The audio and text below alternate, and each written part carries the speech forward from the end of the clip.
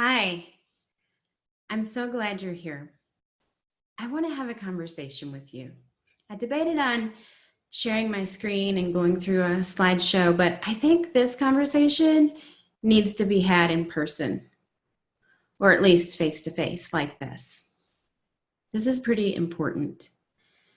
In this video, I want to talk about how to prepare your child to thrive after high school if your children are young. Maybe you haven't even had a child yet, but you yourself are preparing on what you're going to do as a parent. So I commend you on that. Think about, let's say you're either not a parent yet, but you're thinking about it, you're pregnant, or maybe you have little ones at home. So this video is for what we do before our children start elementary school and how that prepares them for life after high school. Think about it. And this is a pretty heavy topic. I'll be honest with you. It is heavy, and that's why I thought we need to do this face to face.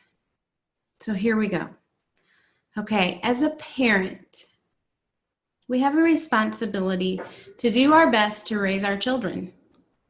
And we only have 18 years to do it. 18 years. Some will argue more or less, but legally in America, we have 18 years where we can help to prepare our children, to mold, to shape them, to give them the tools that they need to succeed. Some children become defiant in middle school, and there's just no way you're going to do anything else with that. Others have a more open relationship after high school, and they're willing to still talk with their parents, and that's awesome. But honestly, 18 years is not that long. So please watch this video. I'd love to reach out to you as a parenting coach. There's so much to do. And when I started having kids, I knew nothing. Honestly, nothing. I was 19 years old. 19. Had my first daughter, and at that point in time, I'd never changed a diaper. I remember being in the hospital. They wheeled us out, and I got up to put my new daughter in the car and thought, I have no idea what I'm doing. No idea. I hope I don't mess this up. So I want to help you prepare as best we can. I have 6 children. I'm in my 40s. And I'd love to partner with you to help you with this. Being a parent is the most important job of our life. Okay, so the first question I have for you is, I need you to make a decision.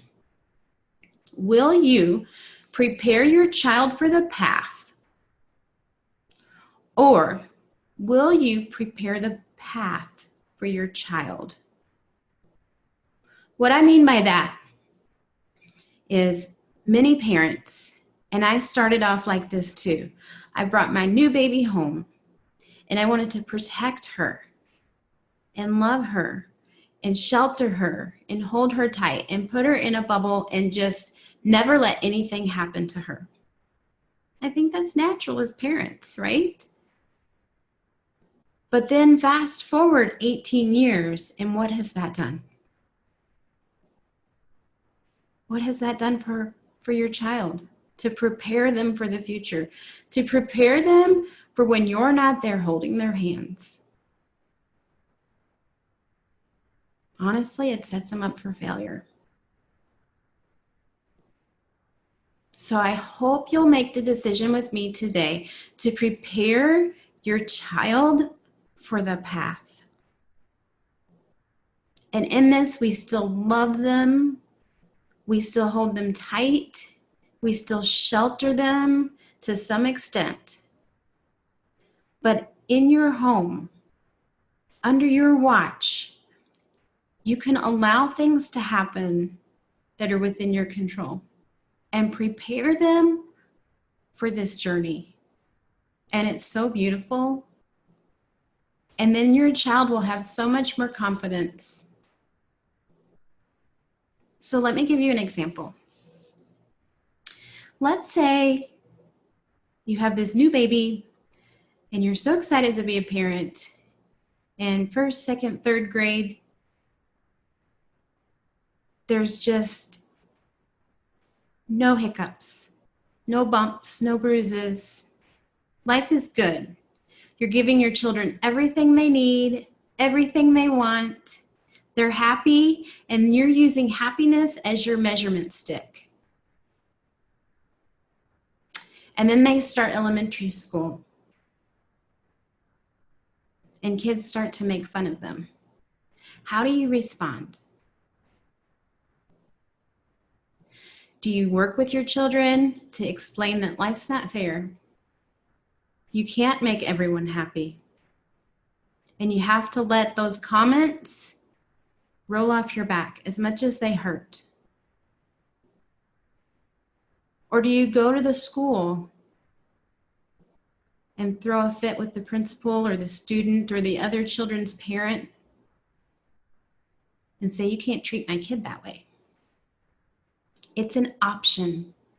It's a decision we need to make today as to how we prepare our children for the future. So in my classes, I am preparing the child for the path. And you know, this is a great conversation to have with your spouse. What's their philosophy on this?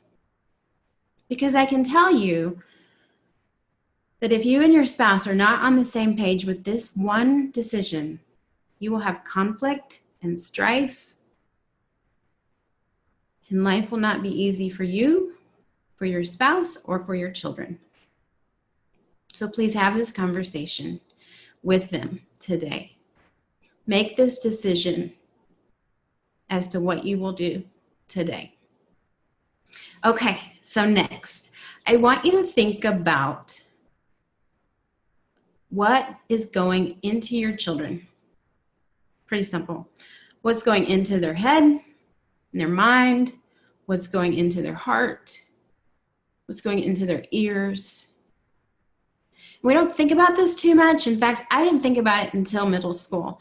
When our oldest daughter was in middle school, we took her to an event at church called Girls for Grace. And this was middle school, probably 8th grade. It was the time where we were thinking, okay, we need to have the talk with our daughter and figure out how to encourage her to not have sex before marriage. Well, let me tell you, if you're waiting till 8th grade to have that conversation, it's too late. It's too late. This needs to be something you are preparing your children for from when they're tiny.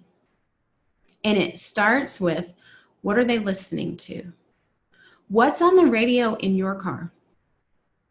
Are they listening to songs over and over and over and over again about sex, about having relationships with this person and then that person, about treating people badly? Because that's going into their head.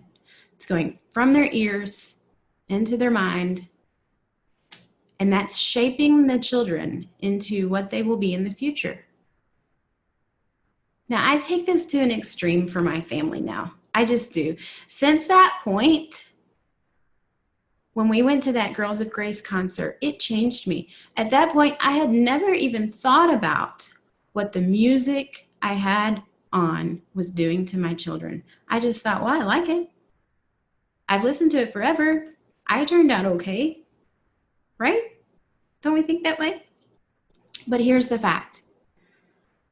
I have 6 kids. And when they're not with me, they're out in the world. And the world's not nice. and they need to have some sense of who they are and what they believe in. And part of that is found in the music they listen to. And when they're in my car, I play Christian radio. And at first, I can tell you, at first, this was back in the 90s. It was hard for me to make that shift, make that transition, because I didn't know the music. I've always been a Christian, but I didn't listen to Christian music. It was fairly new in the 90s to have a radio station that was all Christian. So just switching the dial and leave it there. And after a while, you get used to the music. And actually, I love it. I love the music. My kids love the music. And it's such a joy now when I am with my 23-year-old and she's singing Christian music. It's amazing. So think about what's going into their ears with the music they listen to.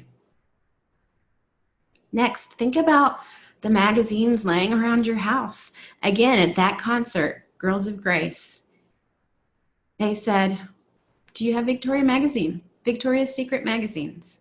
Well, sure. Sure I do. What about it? And they said, what's that doing for your son? I had never thought about that. And what's that doing to your daughter's image? I had never thought about that. So I want to encourage you, not just your music, but also the magazines, the books, newspapers, what you look at online, what you have access to, and what your children have access to. It is shaping their image, shaping the way they think about themselves and the way they think about other people. Be careful with your choices. What do you watch on TV? Oh my goodness. What do you watch on TV? About 10 years ago, we moved from Kentucky to Iowa. It was during the recession. We moved for work. And I made the decision that I was no longer paying for television. I'd only done it for a short time anyway, but I was not going to pay for television. So we've accessed any television shows or movies that we want online. I can be very particular about what my children see and what I see, because really, it's shaping me too. And these days, it's so important that you are being selective about what shows you are watching and what shows your children are watching. And I can tell you, it is not okay to just set your baby down in front of the TV or the computer, turning on YouTube or something, and just let them go. Don't do it. Don't do that. There are so many dangerous things hidden in those movies and TV shows that if you watch it with your child, you'll see it. And you'll think, oh my gosh, what have I done? Watch them. And you'll find that some shows are completely fine. There's a lot of shows fine. I have a huge list of them, shows that I like. I use Plugged In as a resource. You can go to pluggedin.com, and it's a great tool to find out if shows are family friendly, if movies, even games and books, they have reviews out there. So look at your radio, the music, books, magazines, any sort of periodical, what you're looking at online, your television, the movies. I'm not saying to sanitize it completely, but here's the thing. In a controlled environment, you and your family could sit down and watch a TV show together that has questionable character, questionable behavior, And then you can have those conversations with your children that this isn't right. This is not how we would want you to behave. But if they're seeing it day in and day out, they think it's okay. Does that make sense? I hope so. Okay, so consider what's going into your child and what they're being exposed to. And then time management. We only have 18 years with our babies to teach them all that they need to know. So when they leave our house after high school, they'll be okay. And hopefully we're building a relationship with them along the way that they'll come back with questions and advice. And then you know you've done a good job. Because they won't have all the answers. And they will fail, right? With certain things, they will stumble. But the work that we do now, from even the time before we have our first child through high school, is preparing them for the road ahead. And it's preparing their mindset of how they will handle difficult situations. So I want to give you some encouragement because that was so heavy. And I'm sorry that was so heavy, but it was an honest conversation that we need to have. You don't have to do this on your own. Look to other people that are successful. Maybe your parents are still married. And they can model for you what it looks like to have a successful relationship. I hope so. Maybe you have someone in your life that you think is an awesome parent. And what I mean by that is it's not the one with the happiest kids necessarily. It's with the one that has the most well-adjusted children that are thriving already out of high school. Meet with them. Ask them about parenting advice. Ask them about lessons learned. And I'd love to work with you. I will have several more videos available and classes available, and we can work together one-on-one as your parenting coach, your life coach, even your marriage coach. I'd love to help you. My goal is to help as many people as I can figure out who they are authentically and to live their life on mission. Okay, this wraps up our little lesson today on what to do before you even start elementary school.